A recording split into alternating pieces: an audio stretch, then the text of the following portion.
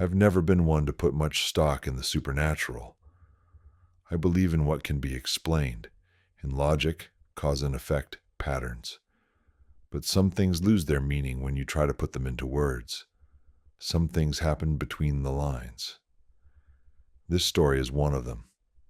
I'm not telling it because I have answers.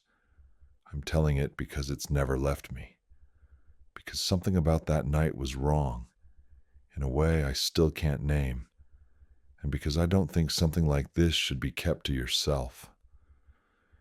It started in January, deep in winter. The air was dry, the sky a flat gray, and the village I had ended up in felt wrapped in cotton. I was in my early 30s back then, coming out of a rough breakup. It pulled the ground out from under me. No apartment, no routine, just blank space. A friend offered me a place to stay, said I could come out to the countryside for a while. She'd inherited an old house a few months earlier, from a distant relative no one in her family had really known. The house sat at the very edge of a small village, maybe 20, 30 homes clustered around a dirt road. Wind, sky, and a silence so thick it felt physical. I arrived on a Sunday afternoon. The moment I stepped onto the porch, I had the sense that something here had stopped moving. The air inside was colder than outside, even with the heating on. It was a 2-story place, with a crooked attic and a drafty basement. Thick walls. The wood in the stairs groaned under every step like it was trying to warn me. Most of the furniture was still there. Old, heavy pieces from the previous owner. Oak cabinets, a round dining table stained with water rings, books with yellowed pages collecting dust. And then there was the living room, long and dark, with a low ceiling and a massive, almost black fireplace. That's where they'd found him, my friend told me offhandedly. The man who'd lived here, dead on the couch, alone, at night, with the phone still in his hand. No break-in, no signs of violence, just the dead.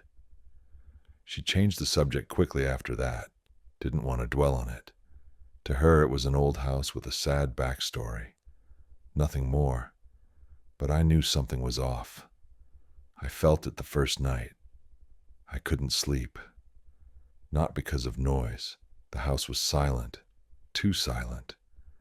That kind of silence that rings in your ears when it stretches too long.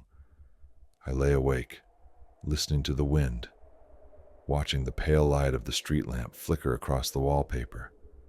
And again, I had this feeling that someone was there. No sound, no shadow, just the heavy gut-deep sense of being watched. I told myself it was stress, lack of sleep. Still I stayed.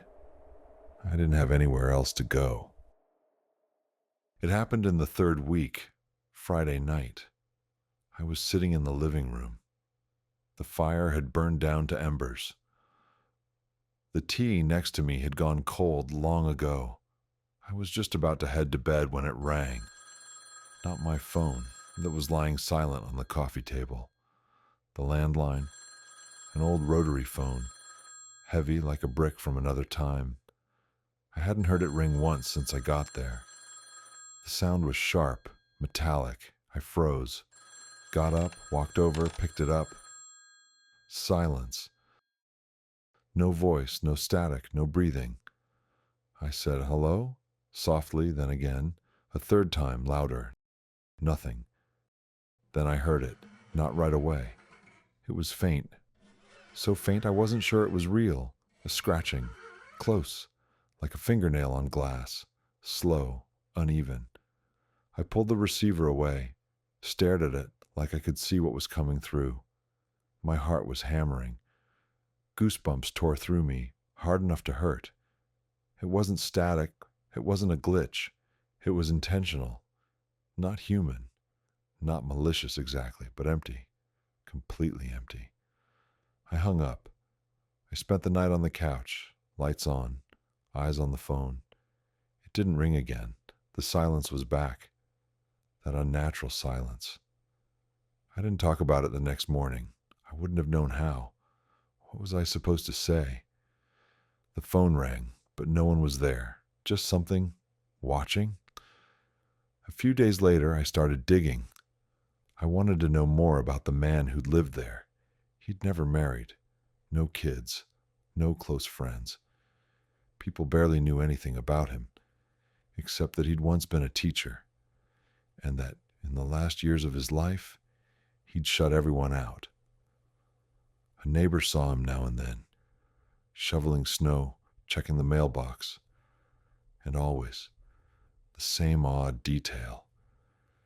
He carried that old phone with him, even outside. No one knew why. It was like he was waiting for a call. I left the house a few days later, told my friend I needed to head back to the city. Job interviews, new apartment, something like that. Just an excuse. She still lives there, at least part-time. And the phone, still in the living room. I haven't touched it since that night. Whatever came through that line. It wasn't meant for me. I was just there. But I don't think that was the first time it rang. And I don't think it'll be the last. Maybe not today. Maybe not in that house. But it'll come again. And when it does, don't say hello. Just listen.